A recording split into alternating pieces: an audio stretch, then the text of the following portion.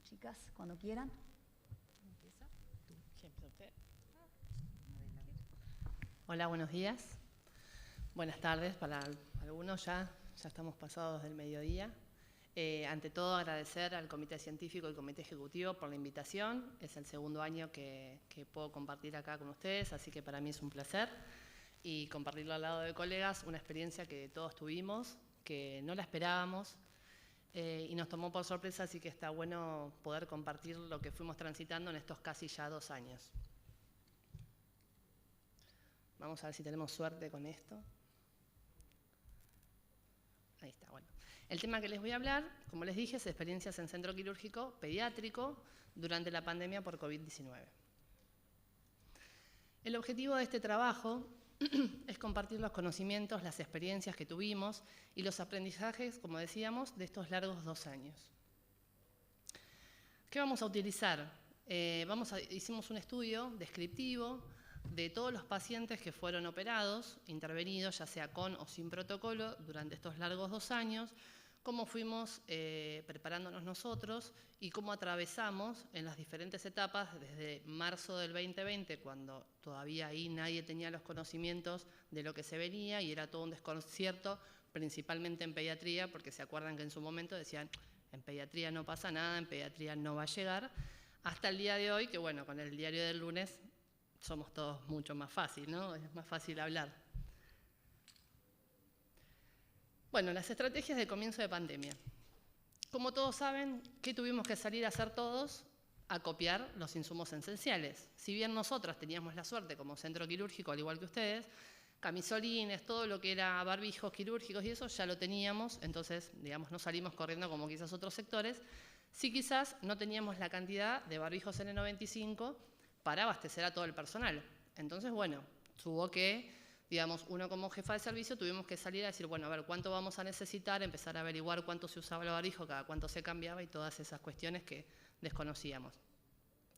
Confeccionamos un protocolo quirúrgico. ¿Por qué? Porque enfermería estaba abocado, lo que es el comité de enfermería, abocado a todo lo que eran todos los protocolos del hospital, porque lo que primero uno decía es el paciente dónde va a ingresar por la guardia, entonces bueno, se abocaron a eso y nosotros dijimos, bueno, empecemos a pensar algo para nosotros, en el caso que nos llegue un paciente, obviamente no por síntomas de COVID, pero si no quizás una fractura y que tenga COVID, que nosotros estemos preparadas.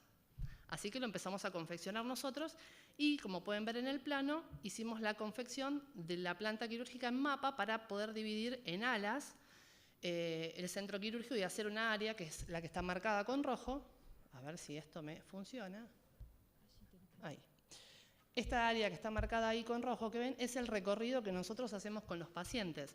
Entonces, ahí donde ven ascensor 3 y 4 es por donde venía el paciente del CIM, donde se había dispuesto que iban a estar internados los COVID, ya sea sospecha o confirmados, al traslado hasta el quirófano 7 y 8, que eran los más próximos a la entrada desde los CIM. Y planificación de pacientes según urgencia y patología. Tengan en cuenta que nosotros tenemos una planta quirúrgica con 20 quirófanos. Cuando empezamos con la situación de los pacientes con sospecha, lo redujimos, entre otras cosas, por la falta de personal y las licencias que todos conocemos, a 5 quirófanos. Entonces, imagínense en que las listas quirúrgicas tuvimos que volver a repensar todo, qué pacientes se seleccionaban, cuáles eran más urgentes y siempre dejar algo dispuesto para la guardia. Acá les comparto una parte de lo que fue el protocolo que realizamos, a modo para que lo relojeen, después si quieren se los podemos pasar. Bueno, y en cada ítem solicitamos, o sea, fuimos describiendo desde el momento 1, desde que se solicita, por ejemplo, ahí el equipo de protección personal, el armado de la mesa, cuándo entraban las instrumentadoras, en qué momento, si salían.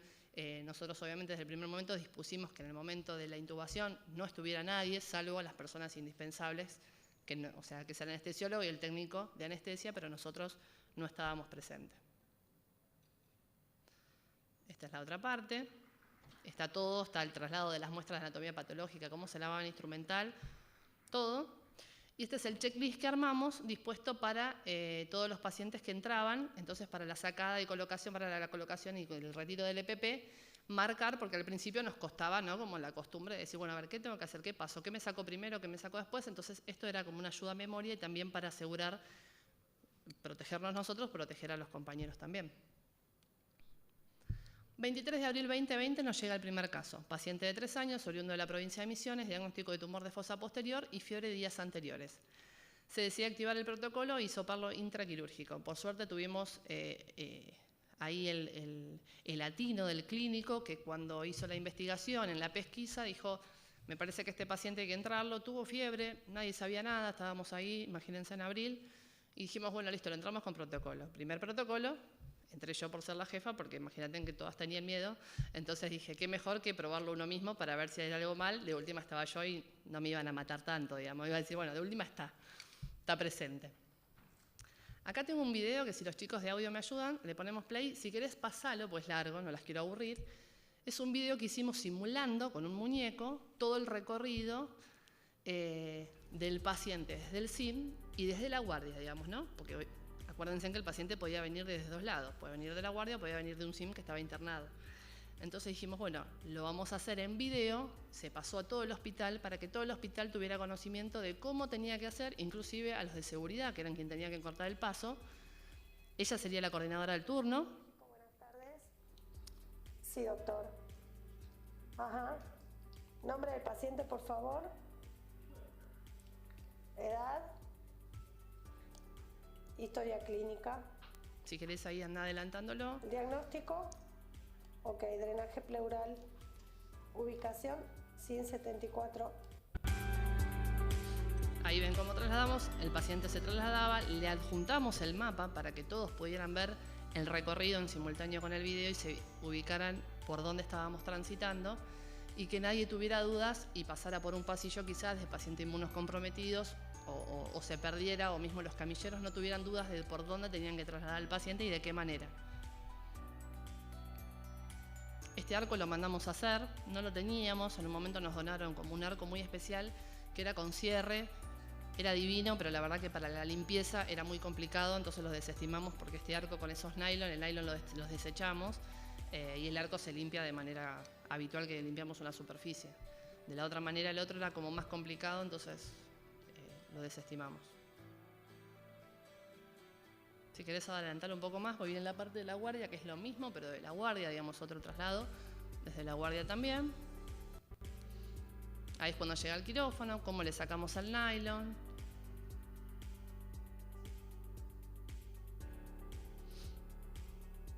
Pensar que esto ahora uno lo hace automático, ¿no? Y en ese momento era todo segundo a segundo detallado porque todos teníamos miedo y todos el desconcierto, ¿no?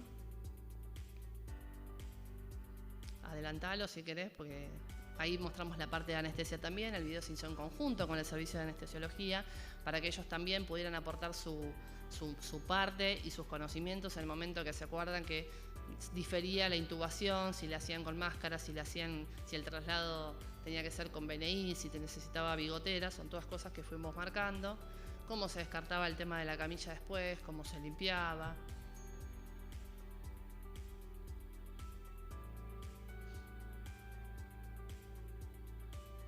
Adelántalo si querés, así ven la parte del quirófano. Bueno, ahí está obviamente de manera rápida, es cómo se descambia el camillero. El chico de verde es el camillero. Y esa es en la parte trasera del quirófano, o sea, una vez que dejó al paciente en el quirófano, él se descambiaba completamente, o sea, menos el ambo, y se volvía a poner barbijo, cofia nuevo, se higienizaba las manos, todo para poder salir y tener que ir a buscar a otro paciente que se requiere. Esta es la parte de anestesia, si querés pasarla, pero bueno, ellos consideraron importante ver el tema de la fijación y de todo lo que es la vía aérea.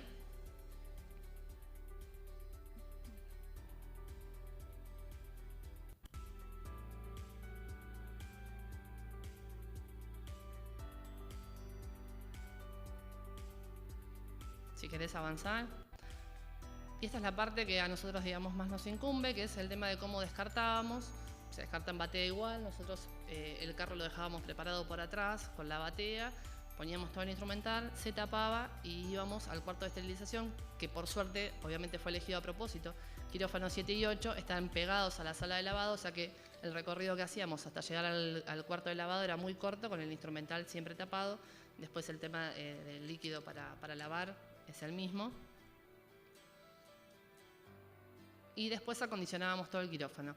O sea, la circulante era la última en descambiarse, se ayudaban, o sea, ellas están las dos instrumentadoras, la circulante, primero se descambia la que había instrumentado y luego la circulante se encargaba de dejar todo el quirófano en condiciones. ¿Por qué? Porque necesitábamos dejarle a la gente, al personal de limpieza, las bolsas cerradas y la menor exposición para ellos también. Si bien ellos también les armamos un protocolo de cómo se vestían y se desvestían, sabemos que no tienen el manejo que tenemos nosotros, entonces tratábamos de minimizar el riesgo al máximo.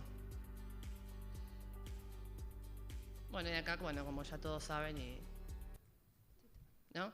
Bueno, se creó la UDECIP, que es la coordinación de centro, más la coordinación de centro quirúrgico. Se empezaron a evaluar los pacientes prequirúrgicos y se hisoparon, hasta ese momento no se hisopaban.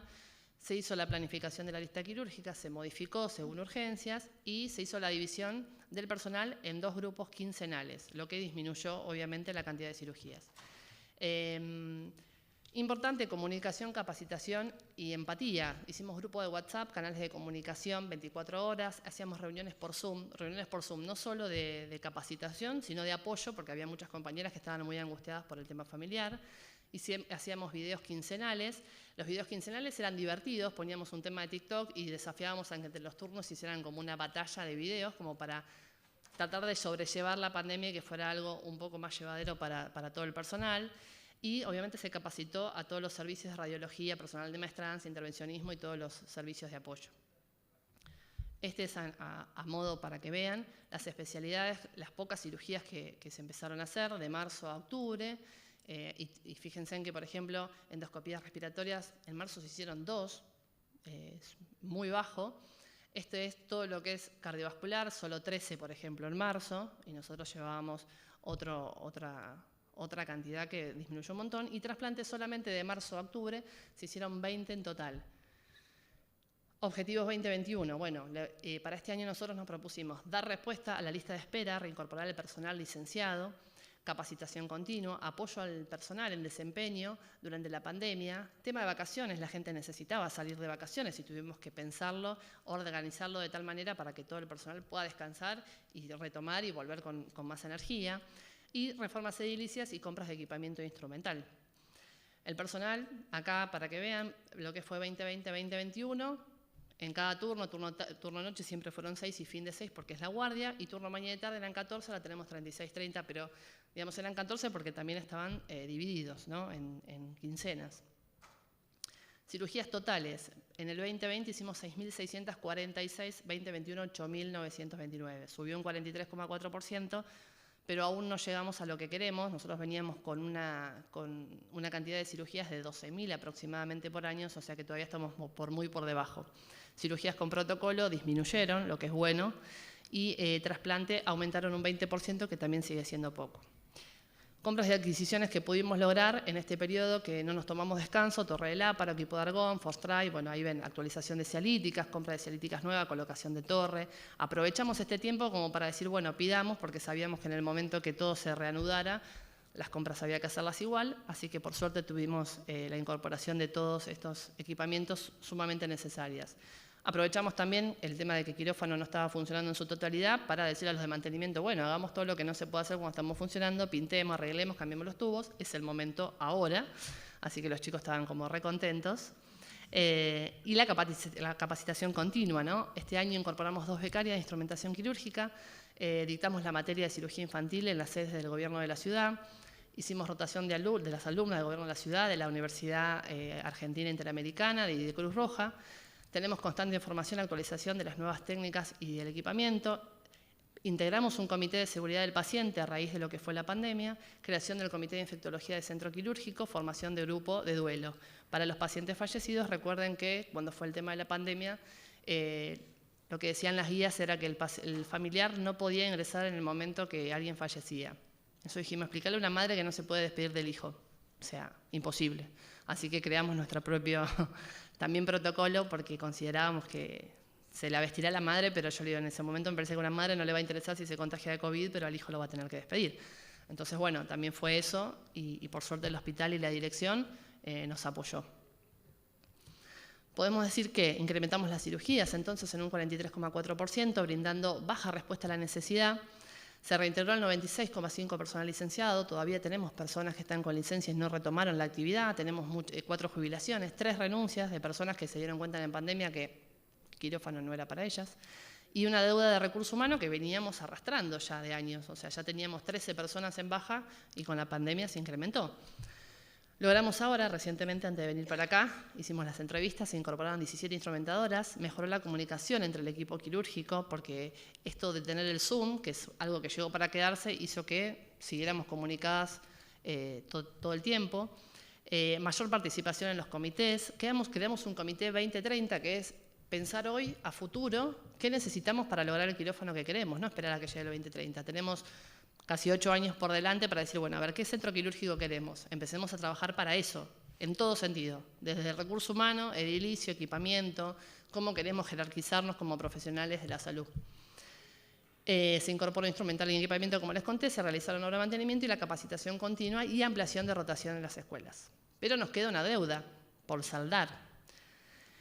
Un personal de salud agotado, tanto física como mentalmente, debido a las altas demandas de trabajo, desconexión entre los valores individuales y los de la organización o sistema, sueldos insuficientes, sobrecarga laboral, injusticias, que a veces uno no las quiere, pero pasan igual, porque sabemos que siempre a veces trabaja el que más cumple y el que no, pero bueno, son injusticias que a veces no se pueden evitar. Y por último, el aislamiento de la comunidad. Entonces, creo que todos como profesionales tenemos que replantearnos esto y decir, bueno, todos pasamos por esta crisis, los que estuvieron en la casa también lo pasaron de otra manera, pero también lo vivieron y tenemos que trabajar y aprovechar esto, es una oportunidad de mejora tanto como profesionales y como equipo. Entonces esto no tiene que ser algo malo, sino por lo contrario, tiene que ser algo que digamos todo, bueno, a partir de ahora vamos a estar más unidos y entre todos hacernos valer por lo que somos profesionales de la salud. Y ahí le puse una frase, no existen los problemas, existen las oportunidades de mejora y vamos en base a ello para el 2021. 2022, porque ya el 2021 lo logramos. Muchas gracias.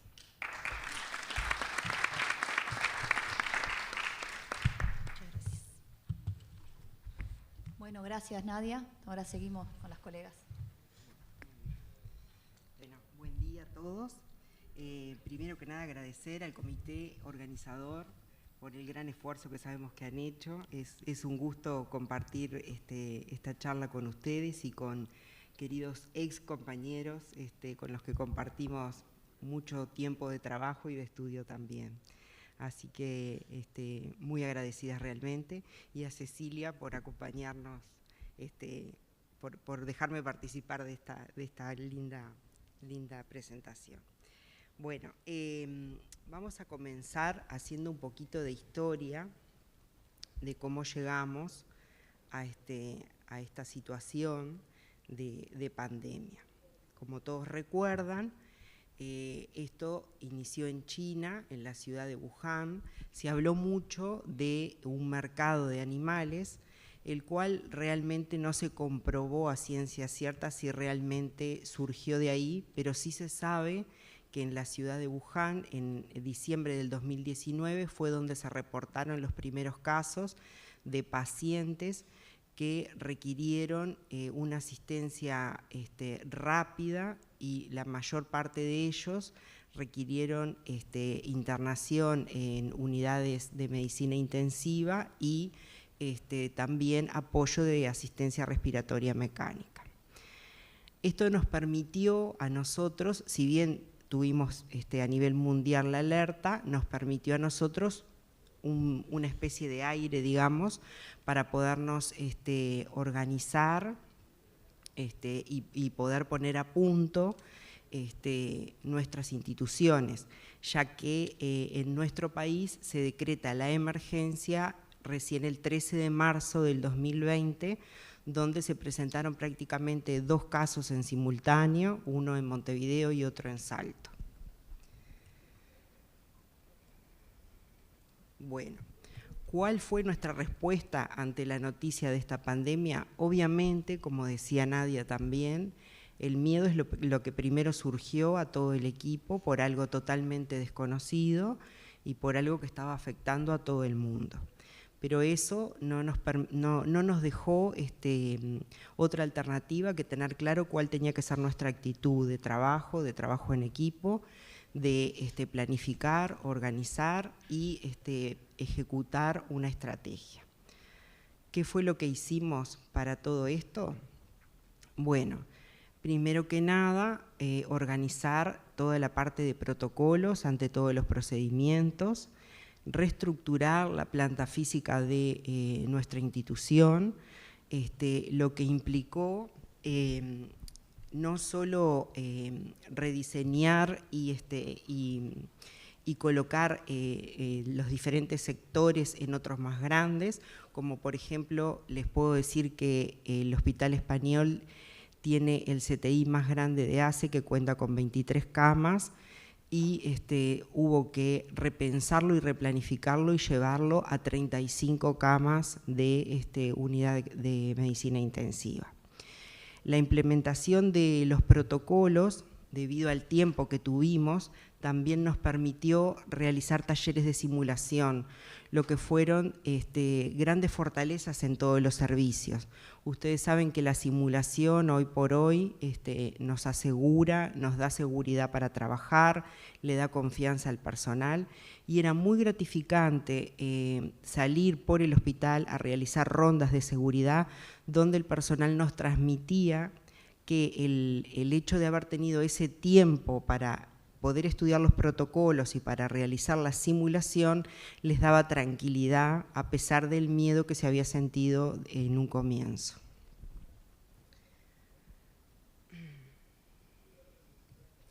Bueno, el Hospital Español debió ser transformado totalmente porque, como ustedes saben, se nombró Centro COVID a nivel nacional. Y eso llevó a replantear, como les decía, no solo las diferentes áreas, sino también toda la estructura en general, hasta la circulación del personal, hasta la forma de ingresar al hospital, de cómo nos debíamos vestir. Los diferentes servicios se debieron replantear, incluso el bloque quirúrgico llegó en un momento a tener la necesidad de utilizar su recuperación como un área de UMI para pacientes post-COVID. Nosotros tuvimos en nuestra recuperación, dentro del bloque quirúrgico, 4 camas donde ingresaban pacientes que tenían serias complicaciones de COVID. Dentro de ellos tuvimos un paciente que quedó con una cuadriplegia. Está descrita como una de las complicaciones post-COVID debido a la gran cantidad de medicación. Vamos a ver ahora un video que nos cuenta brevemente toda esta transformación que sufrió el hospital.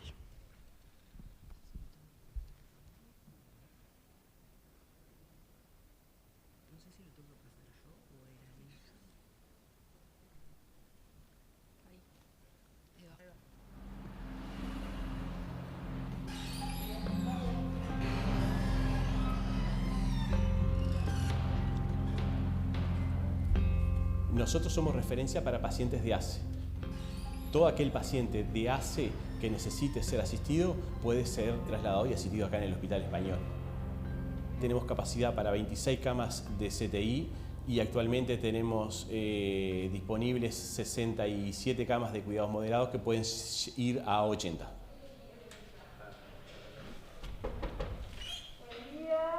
Para nosotros fue diferente porque tuvimos que repensar nuevamente el hospital con nueva circulación, con nuevos lugares destinados para el personal, con áreas específicas para vestirse, desvestirse dentro del mismo hospital.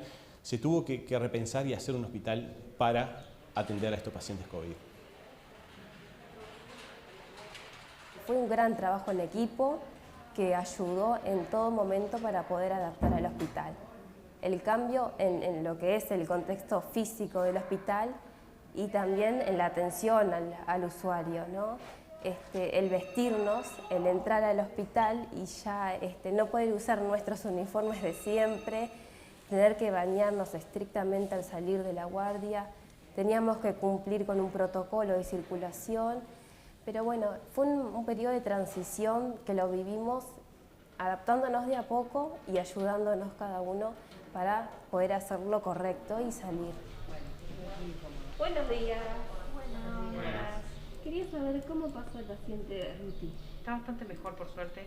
Igual es dependiente, ¿no? Es un paciente que tiene una cefalopatía severa y si no está la familia... Se hicieron muchas instancias con apoyo psicológico de la Facultad de Psicología y hubieron siempre líneas abiertas para que ellos pudieran contactarse y conectarse ante cualquier dificultad. Y lo principal me parece que pasa por el tema de la capacitación y la formación del personal. Cuanto vos más capacitas, más conocés de algo, los miedos quizás se van disipando, se van perdiendo un poco. Y genera miedos, al principio mucho más.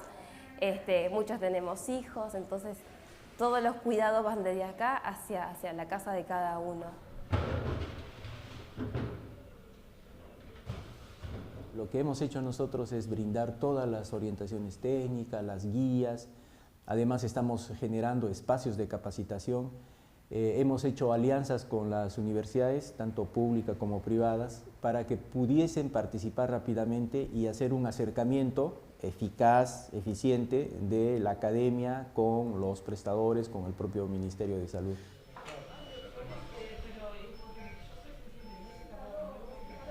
En el caso de Uruguay ha tenido una respuesta integrada e integral que muestra algunos factores importantes.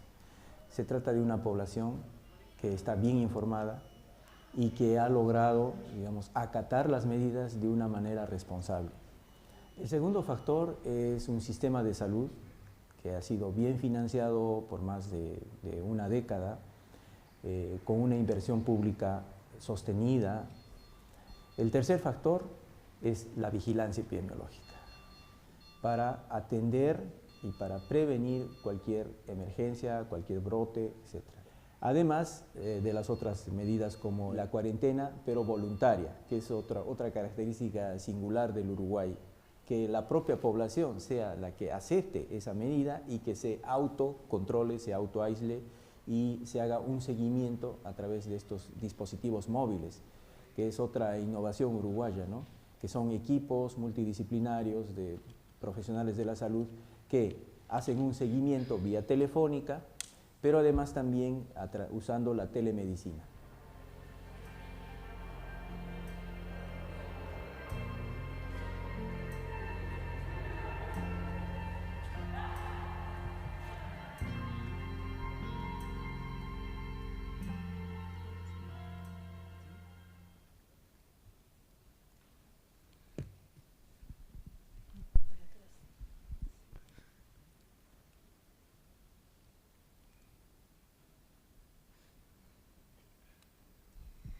Bueno, antes que nada quería decirles que una cosa que tiene que quedar clara es que el hospital quedó pura y exclusivamente para atender pacientes COVID. Por ejemplo, las coordinadoras de ACE recibían el aviso que no podían ingresar otro tipo de pacientes. A pesar de esto, ingresaron algunos pacientes porque eran traídos por sus familiares directamente ante situaciones de emergencia, concretamente, o muchas veces por la policía. Es importante destacar esto.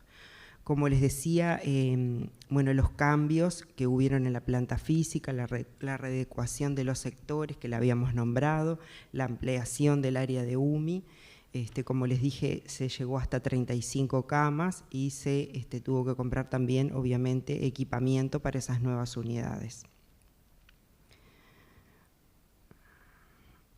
¿Qué es lo que se notó? Bueno, un incremento en el consumo de insumos y obviamente hubo que planificar eso previamente.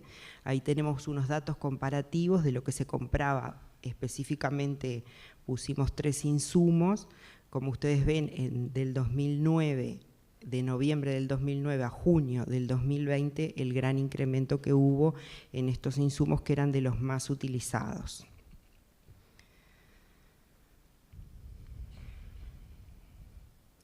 En el 2019, todas las compras de los insumos se realizaban por UCAMAE. Ustedes saben que es la unidad de compras de ACE, pero debido a la necesidad tan importante de estos insumos, en el 2020 se debieron realizar las compras por compra directa.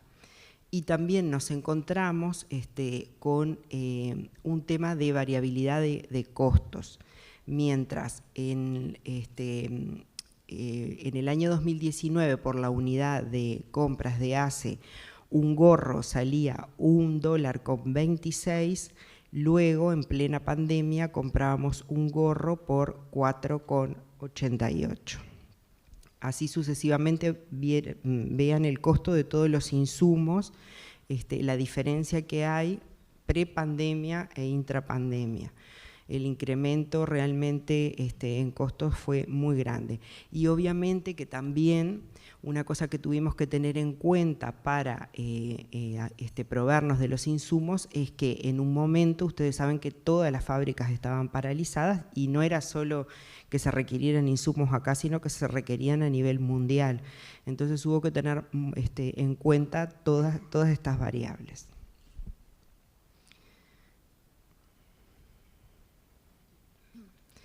Bueno, ¿cómo se testeaba a los pacientes que ingresaban al hospital? En principio, ustedes saben que el PCR es lo más específico que hay y sabemos bien que nosotros, estando frente a un PCR, tenemos la certeza de que el paciente tiene la enfermedad o no la tiene. Pero también había otras alternativas, una de ellas era el test SPER, que se utilizaba en situaciones de emergencia específicamente, ya que tiene un alto costo. Lo bueno de este test es que a los 30 minutos nosotros tenemos el resultado, pero este test se clasificaba específicamente, se utilizaba solo por orden médica y en determinadas situaciones en determinados pacientes.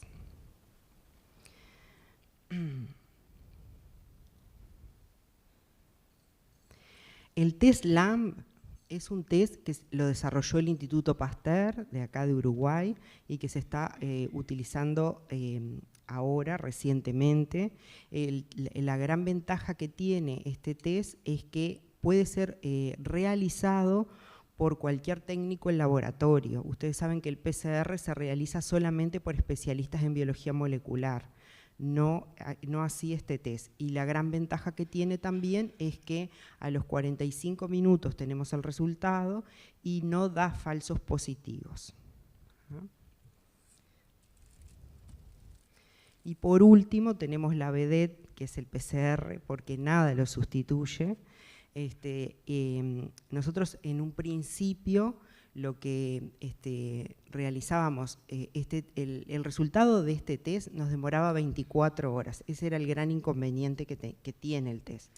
Hoy por hoy, como han bajado los casos, se puede recibir el resultado en el día. Lo que sí tiene que quedar claro es que nada sustituye el test, el PCR. Si bien, como les dije, contamos con los otros test, la primera elección es esta.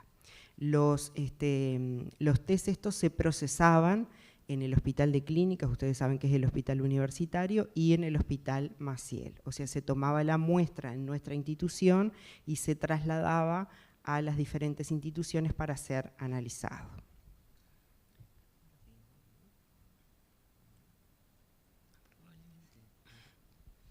Bueno, ahora va a continuar Cecilia.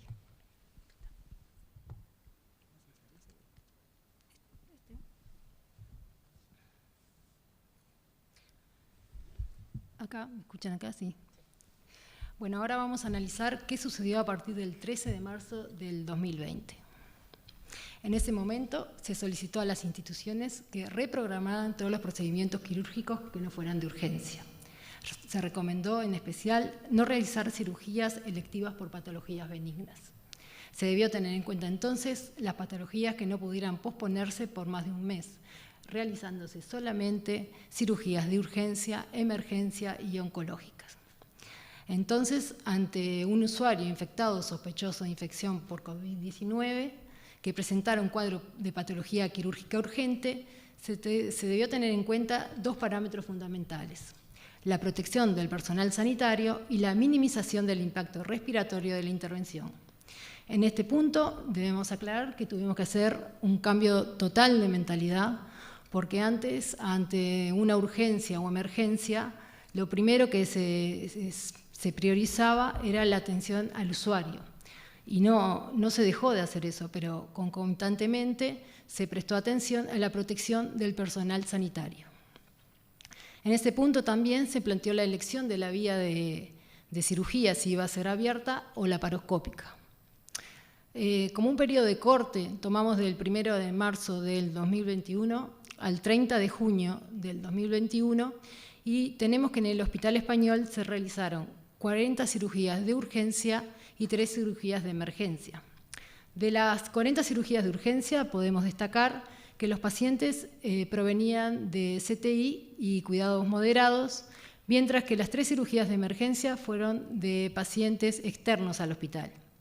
Las patologías más frecuentes de las 40 cirugías de urgencia podemos decir que se debieron a oclusiones intestinales, trombosis y catéteres para dialización. En cuanto a las cirugías de emergencia, fueron por accidentes cortopunzantes y heridas de arma de fuego. Si hablamos de la cirugía laparoscópica, es un procedimiento seguro ante el COVID-19. Distintas sociedades han considerado la laparoscopía como la cirugía de elección ante pacientes con COVID-19 o probable COVID-19.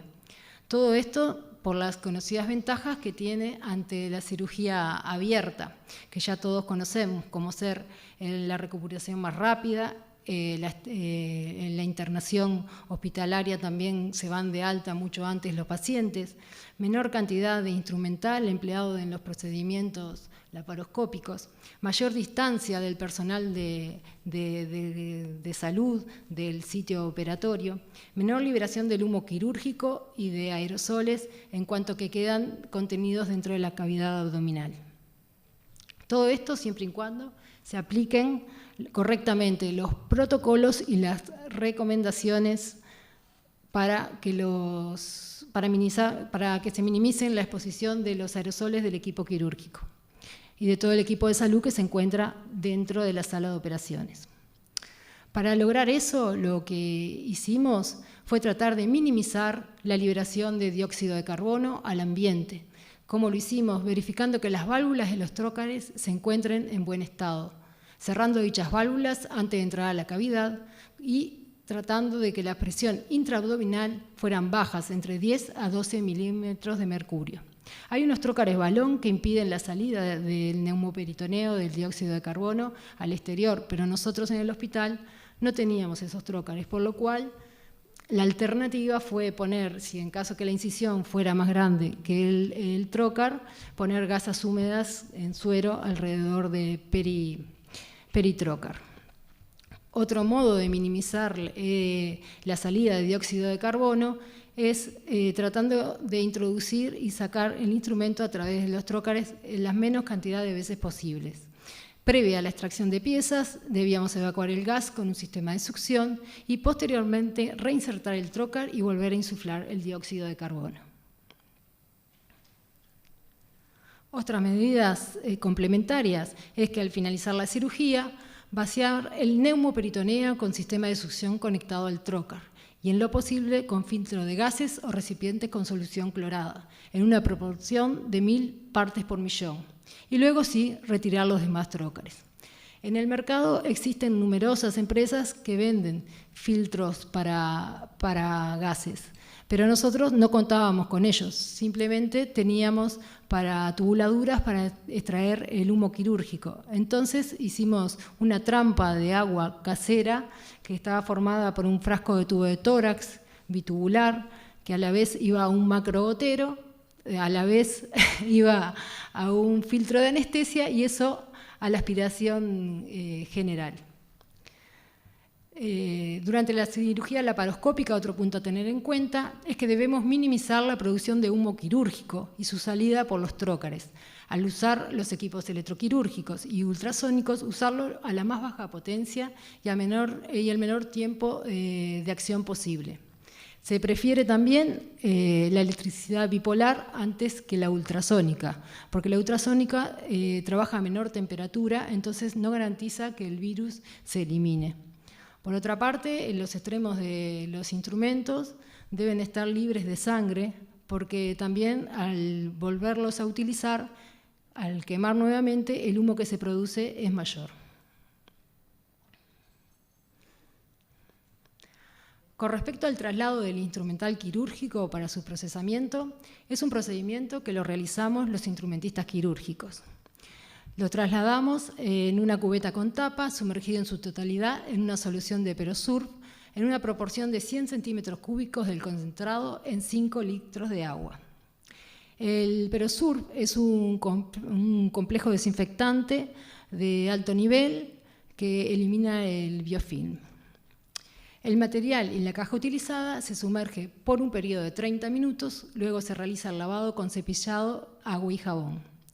Se termina el procedimiento con un escrupuloso secado para luego realizar el armado de la caja nuevamente. ¿Este es el cosito? ¿Cuál es? Bueno, allí tenemos el recipiente con tapa en el cual retiramos el instrumental y el lugar en donde realizamos el lavado y el secado del mismo en nuestro hospital. No tenemos. Con respecto al bloc quirúrgico y las adaptaciones que sufrió, lo hicimos según las necesidades y los protocolos. En cuanto a la preparación de la sala de operaciones antes del ingreso del paciente portador de COVID-19 o con sospecha del mismo, se decidió que se utilizaría la sala de operaciones señalizada como sala COVID-19. Además, se usaría una doble circulación de enfermería. Antes de entrar al paciente, se retira todo el material que no sea necesario. Se anota solo en pizarra, no se permite el ingreso de historias clínicas o otro tipo de planilla de papel. En un principio se cubría el carro de anestesia, monitor y bisturí eléctrico con nylon transparente. Luego se vio que la seguridad del paciente se veía en peligro, ya que no se podía fijar correctamente a la mesa de operaciones. O sea que eso algunas cosas fueron acierto y error, y lo fuimos viendo en la práctica. Luego había que dejar dentro de la sala de operaciones una cubeta con tapa, con solución de cloro orgánico y agua en la siguiente proporción, 1000 partes por millón. Es decir, serían 5 pastillas de cloro orgánico y 8 litros de agua. Y allí se dejan las antiparras, las máscaras y las gafas. En la puerta de la sala de operaciones se pone un campo clorado en el piso, que puede ser de TNT o de tela, y se pulveriza con la misma solución de cloro que nombramos anteriormente. Afuera de la sala de operaciones, al lado de la puerta, debe haber una mesa con los insumos que comprende el equipo de protección personal. Cuando nos referimos al equipo de protección personal, es aquel equipo que es necesario para todo el personal que participe en cualquier procedimiento considerado como contacto estrecho, lo que incluye intervenciones quirúrgicas, así como otros procedimientos de quirófano. El equipo de protección personal, que llamamos EPP, está conformado por mamelucos, doble par de botas, de zapatones, túnicas estériles, túnicas no estériles, impermeables, barbijo quirúrgico, barbijo N95 de alto flujo, guantes de nitrilo, guantes estériles, antiparras y máscaras. En el caso de los mamelucos también fue algo que utilizamos desde su comienzo, pero luego por faltar stock y al final también no era tan práctico. Al principio pensamos que era maravilloso, pero luego cayó en desuso por esos dos factores. Bueno, con respecto a los protocolos, el Hospital Español diseñó su propio protocolo con asesoramiento de anestesia, de los licenciados de enfermería y personal de bloc, y se dio mucho hincapié en el checklist de colocación y retiro del mismo. Todos en nuestras instituciones, no vamos a detallar en qué consiste, pero una cantidad de pasos, lo que sí, el checklist de colocación, el checklist para retirar el EPP. Lo que sí vamos a tener en cuenta es algunas recomendaciones. Por ejemplo, antes de ingresar, despojarse de todos los efectos personales fuera de la sala de operaciones. Esto parece que se cae de su peso, pero a veces estamos por vestirnos, por lavarnos y ¡pah! Me quedó el celular en el bolsillo. Me quedaron las caravanas. Bueno, Prestar atención en eso, utilizar solo equipo descartable. Para colocar el equipo de protección personal, como para quitarlo, se debe hacer bajo la orientación y supervisión de un observador capacitado, al cual se le llama espejo. Al retirarlo, hacerlo siempre lentamente y rociando alcohol en los guantes luego de quitar cada prenda. Hay que prestar atención mucho más en quitar el equipo, que es donde se producen los contagios, que al colocarlo. Entonces ahí hay que hacerlo lentamente y teniendo la precaución de no tocar la parte externa del mismo. Atarse el cabello con un moño, recortar en lo posible la barba y mantener las uñas cortas. Utilizar doble par de zapatones de media caña, el calzado debe ser exclusivo para la zona o actividad y no tener perforaciones. La sobretúnica descartable debe atarse con un nudo lateral fácil de deshacer a la altura de la cadera. Solo el equipo quirúrgico usará las batas impermeables. Utilizar doble tapaboca, N95 y quirúrgico, y corroborar su ajuste, tanto sea mentón como en la nariz. Las gafas deben brindar protección ocular total. Siempre utilizar doble par de guantes, que puede ser nitrilos y estériles o doble par estériles. A veces se recomienda el doble par estéril porque abarca más el puño y nos sujeta mejor la túnica.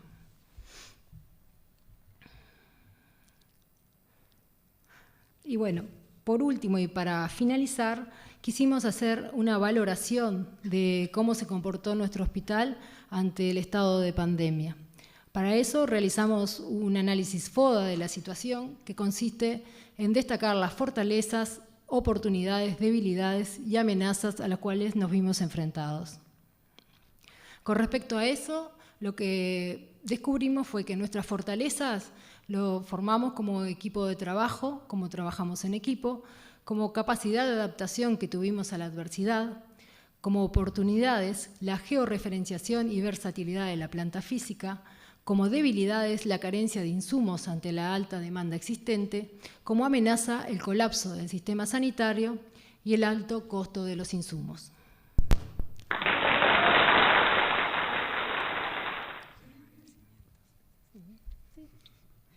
Bueno, simplemente agradecerles, como les habíamos dicho, al comité organizador, también al Hospital Español, a la dirección, específicamente a la doctora Alicia Cardoso y al doctor Mauro Perdomo, que son quienes son los encargados del centro quirúrgico, al comité de infecciones del Hospital Español, a quien consultamos, y al economato central, a quien también recurrimos.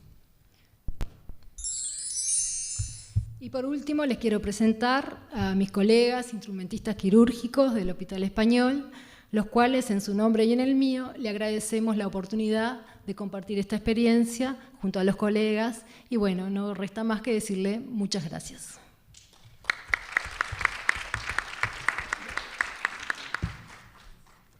Bueno, yo siendo parte del comité también les quiero agradecer porque fue un placer tenerlas y bueno, muchas gracias. Excelente a las 3.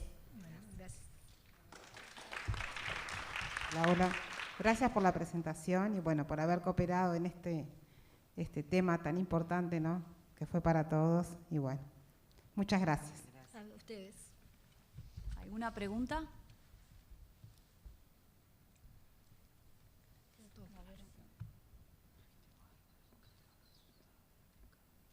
Bueno, muchas gracias entonces. Gracias a ustedes. Bueno, a las 14:30 nos reencontramos nuevamente acá, puntuales si pueden ser, porque si no nos atrasamos y ahora estamos casi 50 minutos atrasados. Los esperamos a las 14:30. Muchas gracias.